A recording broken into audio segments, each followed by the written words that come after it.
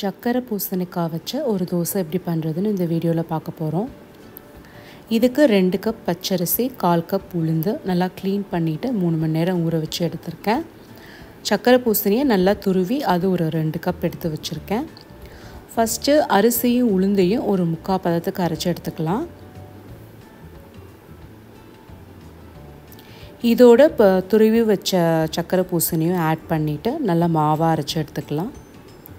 நல்ல மஞ்சள் நிறத்தில் நமக்கு மாவு கிடச்சிருக்கு. இப்போ இந்த மாவோட தேவையான அளவு உப்பு சேர்த்து நல்லா நம்ம மிக்ஸ் பண்ணி எடுத்துக்கலாம்.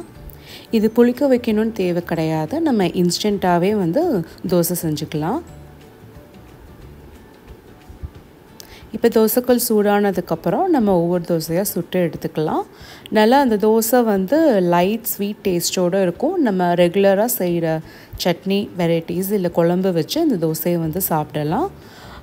ஒரு சைடு வெந்ததுக்கப்புறமா இன்னொரு சைடு திருப்பி போட்டு எடுத்து இதை நம்ம சர்வ் பண்ணிக்கலாம்.